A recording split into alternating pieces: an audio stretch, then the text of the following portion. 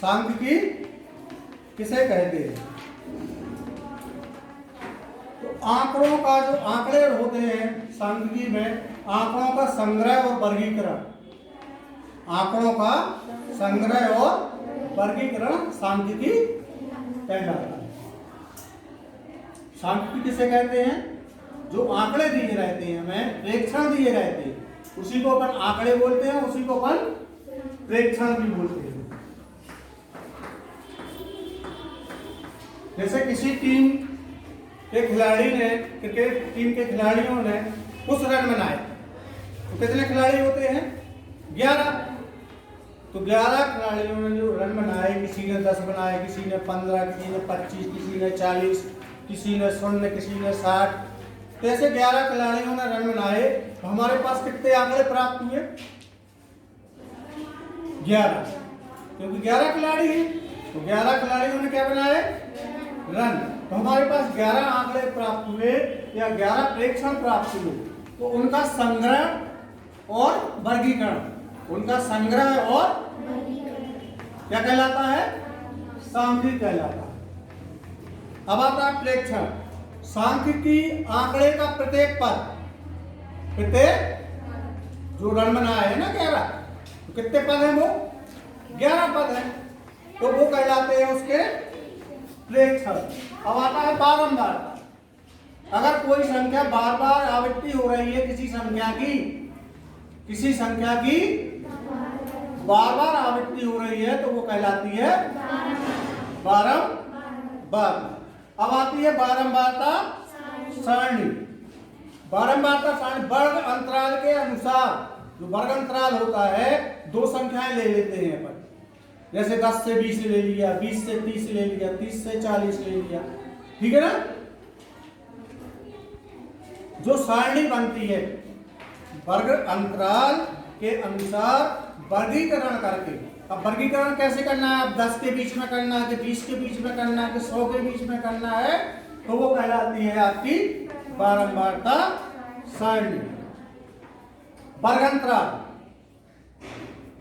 जैसे अपन ने सारणी में लिया 10 से 20, 10 से, तो जो दो संख्याएं हैं 10 और 20, तो 10 और 20 क्या कहलाया? ये वर्ग अंतराल कहलाया। इसमें जो संख्याएं ली हमने 10 से 20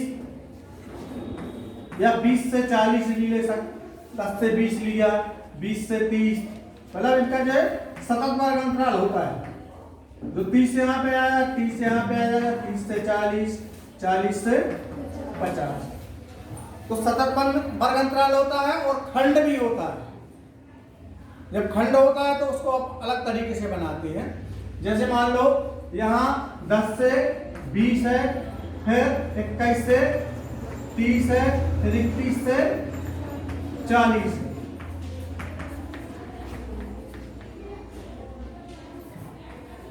ये कहलाता है खंड वर्ग अंतराल, और ये कहलाता है सतत वर्ग अंतराल।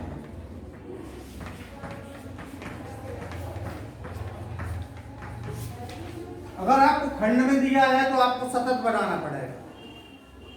जब हम सवाल करवाएंगे तो हम आपको सतत बनाना सिखा देंगे इसका।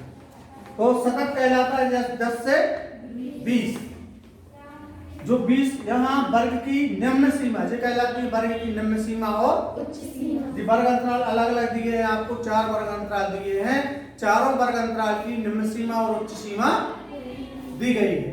तो जो पहली संख्या कहलाती है वो निम्न सीमा कहलाती है, और बाद की सीमा उच्च सीमा। पहले वर्ग अंतराल की निम्न सीमा है 10 और उच्च सीमा है 20। तीसरे वर्ग अंतराल की निम्न सीमा है 30, उच्च सीमा है 40। तो सतत वर्ग अंतराल और खंड वर्ग, और इसमें हमने निम्न सीमाएं और अब आता है बहुलक। क्या आता है? बहुलक। तो जिस पद की बारंबारता सबसे अधिक बार हो, जिस पद की बारंबारता सबसे वह बहुलक कहलाता है। अब आता है माध्यक। बहुलक को अपन छेद द्वारा प्रदर्शित करते हैं और माध्यक को एम द्वारा प्रदर्शित करते हैं। माध्यक कहलाता है आंकड़ों के सबसे बीच का मान। आंकड़ों के सबसे बीच का मान माध्यक कहलाता है। जो आंकड़ों में सबसे बीच का मान होगा वह माध्यक कहलाता है। जैसे हम 1 से 11 तक गिनती लिखें तो बीच की संख्या कौन सी आएगी? 6 आएगी। तो 6 क्या कहलाएगा? उसका माध्यक कहलाएगा।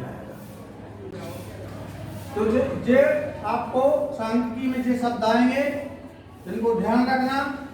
सबसे पहले सांख्यिकी, आपका अध्याय का नाम है प्रेक्षणों का संग्रह और वर्गीकरण।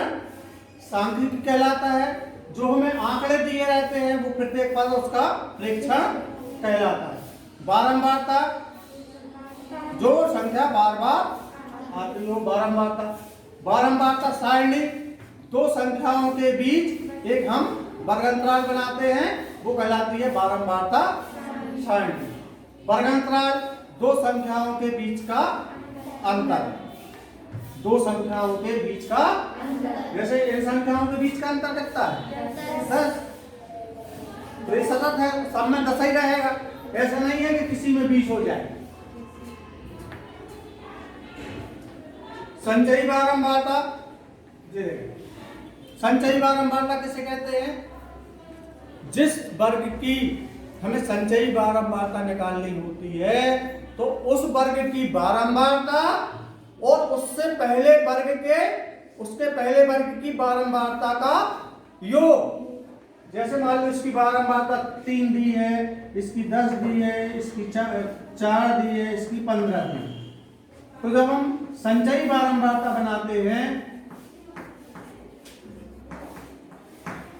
तो 10 से 20 की संचयी बारंबारता कितनी रहेगी? 3 ही। दूसरे वर्ग की संचयी बारंबारता हो जाएगी 10 और 3 13। तीसरे वर्ग की संचयी बारंबारता हो जाएगी 13 4 17। चौथे वर्ग की संचयी बारंबारता हो जाएगी 32। तो जिस वर्ग की हमें संचयी बारंबारता देखना है, पहले वर्ग की, दूसरे वर्ग की, तीसरे वर्ग की, चौथे वर्ग की, तो हमने पूछे कि तीसरे वर्ग की संचयी बारंबारता किसे कहते हैं? तो इस वर्ग की बारंबारता और उससे पहले वर्ग की बारंबारता का योग संचयी बारंबारता कहलाता है। माध्य आपका माध्य, वो बीच वाली संख्या क्या कहलाती है? माध्य कहलाती है। तो इसकी दो विधियां हैं, एक प्रत्यक्ष विधि है,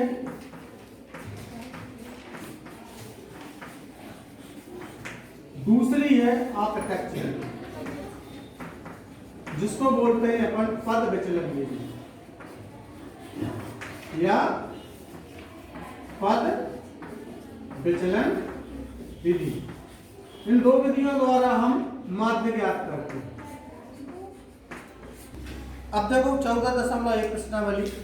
तो सबसे पहला सवाल है, विद्यार्थियों को एक समूह द्वारा अपने पर्यावरण संचेतना अभियान के अंतर्गत एक सर्वेक्षण किया गया है जिसमें उन्होंने एक मोहल्ले के 20 घरों में लगे हुए पौधों से संबंधित निम्नलिखित आंकड़े एकत्रित किए।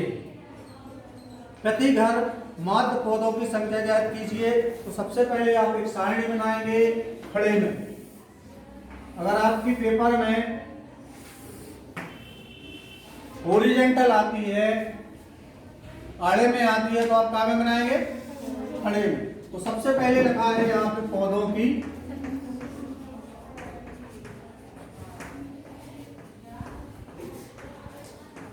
दूसरे कॉलम में लिखा है आपका घरों की,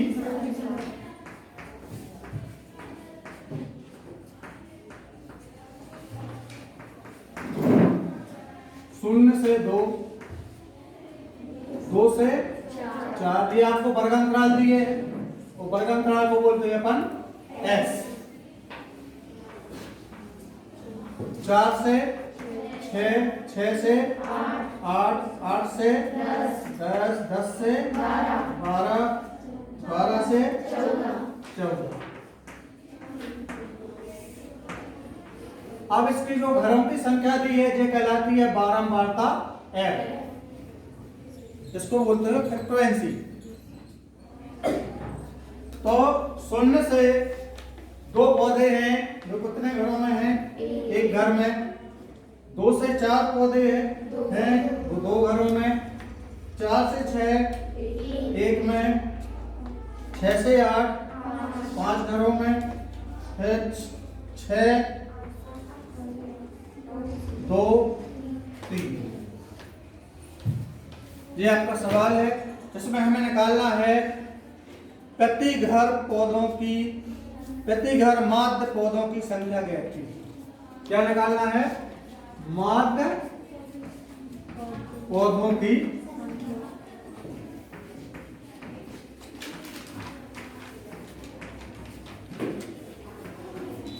इसको हम x के ऊपर ये बार होता है माध्य को इस तरीके से प्रदर्शित करते हैं। पूरा नहीं लिख के केवल अगर इतना भी लिख दिया तुमने x के ऊपर एक आड़ा डंडा, इसको बोलते हैं x बार। ये आपको ज्ञान, ठीक है। आपके 2 कॉलम बने हैं। जब भी वर्गांतराल दिया जाता है तो उनका हमें मध्यमान निकालना पड़ता है। हम मध्यमान नहीं बता पाए तो वर्गांतराल की निम्न सीमा और दोनों को जोड़ के 2 का भाग दे देते हैं तो उनका मध्यमान निकल आए। जैसे 0 मध्य बिंदु बोलते हैं। मध्य वो क्या है अपना? x है। xi के द्वारा भी प्रदर्शित करते हैं, ठीक है। x i 0 और 2 जोड़े, 2 संख्याएं जोड़े, 2 और 2 से देना है कितना आ जाएगा? 2 और 4, 6 में 2 का भाग दिया तो 3, 4 और 6 10। कितने का अंतर है इसमें? 2 2 का। तो अपन को जोड़ना नहीं, 2 2 बढ़ाते चले। 5 और 2 7, 2 9 2 11 तो सारे वर्ग अंतराल के क्या निकलेगा? आपके मध्य बिंदु। कोई दिक्कत है इसमें? मध्य बिंदु निकाल लिया। अब हमें fi और xi का गुणा करना है। fi और इनका क्या करना है? गुणा करना है। क्या है? बारंबारता का और मध्य, इसको वर्ग अंतराल भी बोलते हैं इस खंड को, और इस खंड को बोलते हैं अपन बारंबार। ठीक। तो वर्ग अंतराल का मध्य बिंदु, वर्ग अंतराल का और बारंबारता का करना हमें। 1 का 1 में गुणा किया तो 1, 2 का 3 में किया तो 6, 1 का 5 में किया तो 5, 7 का 5 में किया तो 35, 9 का 6 में किया तो 54, 11 का 2 में किया तो 22 और 13 का 3 में किया तो। और आपको एक चीज और ध्यान रखना है, सारे जो खंड बिल्कुल एक सामने लिखे जाए।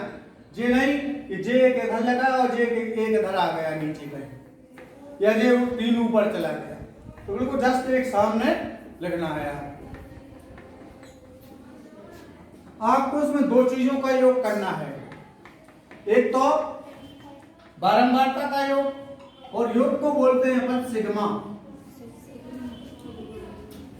एक को क्या बोलते हैं? काय का योग? बारंबारता का योग, मतलब सिग्मा f। इनको जोड़ दे, 1 और 2 3 और 1 4 5 9 6 15 और 2 और 3 और एक जोड़ा आपको ये निकालना है, सिग्मा fi और xi। सिग्मा का मतलब होता है उस संख्याओं का जोड़, काय का जोड़, एफ आई और एक्स आई का, इनको जोड़ है। तो आप जब भी संख्याएं लिखें तो इस तरीके से लिखें कि इकाई के नीचे इकाई आवे, दहाई के नीचे दहाई आवे, सैकड़ा के नीचे सैकड़ा।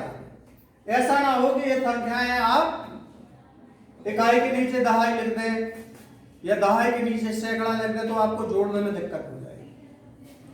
तो 1 और 6 7 5 12 5 17 4 21 2 23 और 9 32 की हासिल की 3 3 और 3 6 5 11 2 13 और 3 16।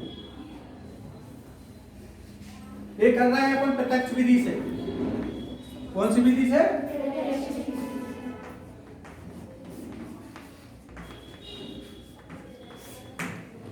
अब आपको सूत्र लिखना है तो माध्य बराबर होता है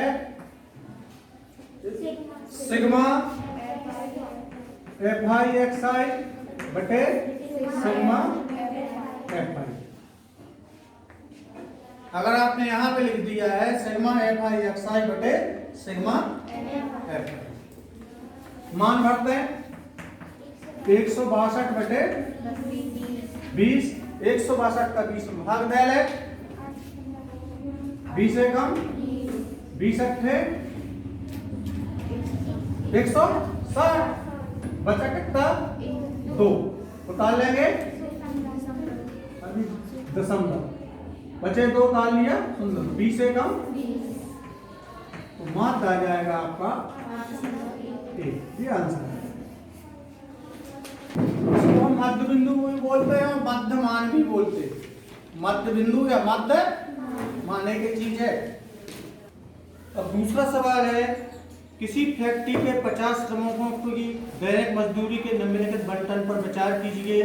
एक उपयुक्त विधि का प्रयोग करते हुए इस फैक्ट्री के श्रमिकों की माध्य दैनिक मजदूरी ज्ञात कीजिए। क्या निकालना है हमें? माध्य दैनिक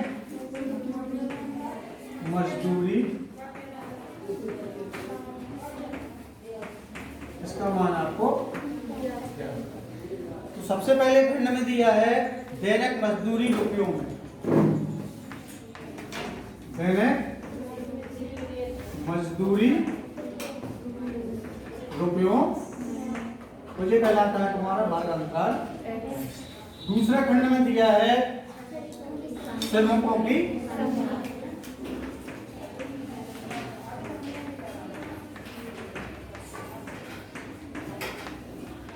ये पता ही आपको क्या कहलाता है, फिर 500 से 520, 500 से 520, 520 से 540, 540 से 560, 560 से 580। वो तो तुम्हें अंतर 20-20 का दिया है। अगर यहाँ 20 का अंतर है तो यहाँ भी, यहाँ भी 580 और 580 से 600। इसकी बारंबारता कितनी दी है? 12, इसकी 14, इसकी 8, इसकी 6, इसकी 10। तो जैसे अपन ने प्रत्यक्ष विधि में मध्य बिंदु निकाला था या मध्यमान निकाला था, इसमें भी मध्य बिंदु या मध्यमान निकाला।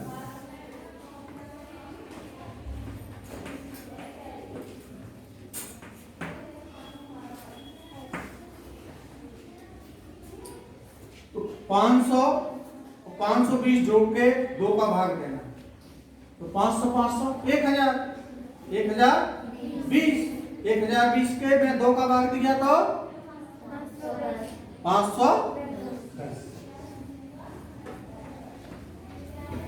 कितने का अंतर है इसमें? 20-20 का है, तो इसमें 20-20 बढ़ाते चलो। आपको 1 का वर्ग निकालना है, बाकी सब में जितने भी अंतर है यहाँ पे वर्ग अंतराल में उतने जोड़ते चलो। 510, 530, 550, 570, 500। अब कोई भी जोड़ के देख लें, यहां पे देख लो 500, 500, 1000 और 40 और 60, 100, तो 1100 हो गए। 1100 में 2 का भाग दिया तो कितना आ जाएगा? 550। अब मध्य बिंदु में से आपको एक कल्पित माध्य मानना है, बीच का बिंदु। जैसे मान लो 2 ऊपर और 2 नीचे, तो बीच का जो 6 होते अगर, तो 2 संख्याएं आती बीच में। मान लो एक संख्या और होती, मान लो 610 होती, अब बीच की संख्या 2 आ जाती, 2 ऊपर छोड़ दिए, 2 नीचे छोड़ दिए, अब 2 बचे, तो इनमें से कोई एक ले सकते हैं, या तो जे ले लो या जे।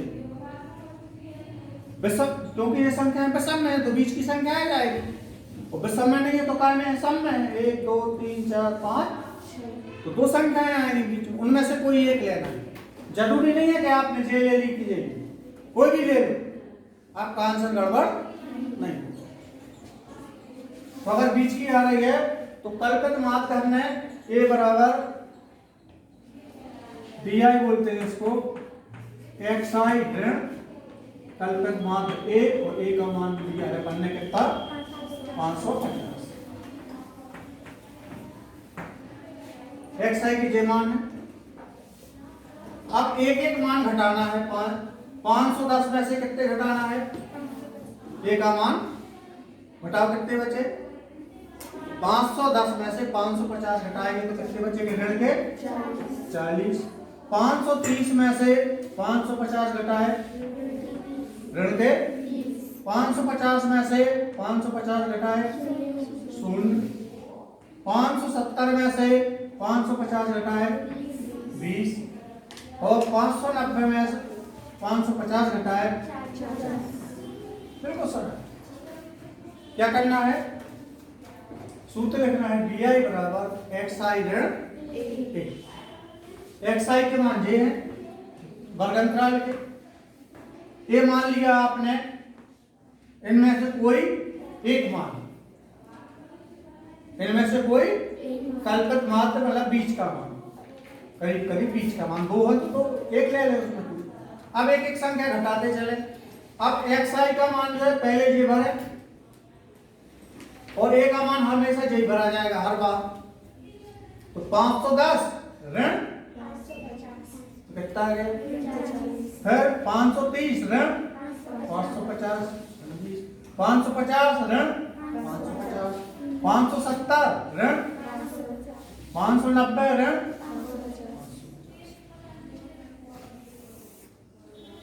अब हमें निकालना है यू आई का। एक्स आई ऋण सॉरी डी आई ऋण ए बटे एच। एच कहलाता है वर्गांतराल। वर्गांतराल बताइए कितना है? तो कितने का अंतर है? तो वर्गांतराल में कितने का अंतर है? तो एच का मान है यहाँ, ए का मान हमें पता ही है, ये है 550 है, एच का मान 20 है, और डी आई दे दिए। डी आई के मान ये है। अब डी आई का मान कितना भरा पड़ना है? ऋण 40 ऋण ए का मान 500 नहीं सॉरी एक्स आई ऋण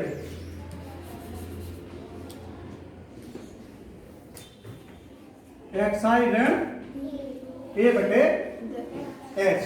तो एक्स आई का मान 510, 510 ऋण बटे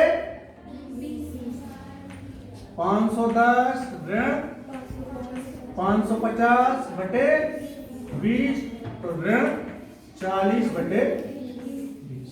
उत्तर कितना आएगा? ऋण 2।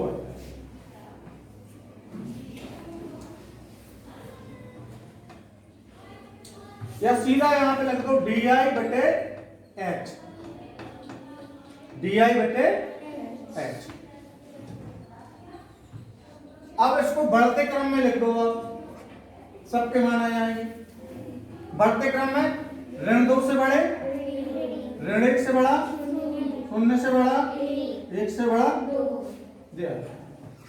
केवल एक हल करना है आपको शुरू का, और अगर नहीं हल करना है तो वो भी मत करो। आपने जहां जो कल्पित मात्रा लिया है उसके सामने लिख दो आप 0, ऊपर लिख दो घटते क्रम में, नीचे लिख दो 0, ऋण 1, नीचे बढ़ते क्रम में 1 और 2, तो आपकी ऐसा है।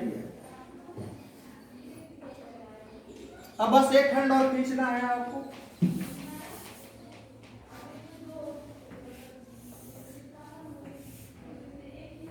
आपको इसमें गुणा करना है FI और UI, FI और ये FI और ये काय का मान, इनका गुणा करना है। 12 का ऋण 2 में किया तो ऋण के, ऋण 1 का 14 में किया तो ऋण के 14, 0 का 8 में किया तो 0, 1 का 6 में किया तो 6, और 2 का 10 में किया तो आपकी ये साइड कंप्लीट। आपको जो खंड नहीं बनाना हो तब भी चलेगा।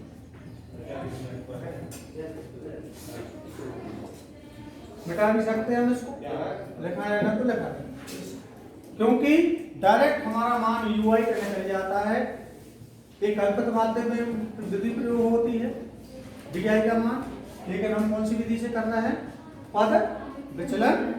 तो अभी इसका तुम्हें कोई औचित्य नहीं, ठीक है। सीधा काय का मान निकालो आप, कैसे निकालेंगे, XI ऋण A बटे H। तो सबसे पहले XI के मान जे हैं आपके, इनमें से आप 20 का मान मान लो, तो जे अपन है 20 का मान मान लिया, और H का मान हम लिख ही लिया है, कितना है 20 है। तो आप डायरेक्ट हल करते जाएंगे तो एक एक मान आपका आता जाएगा, और एक मान आ जाए तो फिर उसको काय में लिख देना अपन को, बढ़ते क्रम में, ठीक है। अब आपको सूत्र लिखना है माध्य का, तो माध्य का सूत्र होता है A धन सिग्मा FI UI बटे सिग्मा FI गुणित H। अगर ये सूत्र याद है तो आपका सवाल बन जाए, बिल्कुल सरल। मान मार दो, A का मान वही कल्पित माध्य कितना 550, धन अभी हमारे को ये जोड़ करना है, ये जोड़ना है अपन को, FI सिग्मा FI UI का मान जोड़ना है, और सिग्मा FI का मान जोड़ना है। 2 4 6 8 14 और 6 20 का हासिल की, 3 4 5 यहां से जोड़ना है। अब यहां जोड़ने के लिए आपको ऋण की संख्या अलग जोड़ना पड़ेगी, धन की अलग जोड़ना पड़ेगी। तो ऋण के कितने हो जाएंगे, 14 और 24, ऋण के 38, और जो 20 और 6 धन के 26। समझ में आ रहा है, ये दो संख्याएं काय की हैं, तो जोड़ के काय में आ जाएगी। तो इस तरीके से आप एक वो बना के यहाँ पे ऋण की संख्याएं लिख लें अलग, और यहाँ पे शून्य, तो कोई मतलब नहीं होता। अब 26 में से कितने घटाना है, 38, कितना बचेगा, ऋण के 12।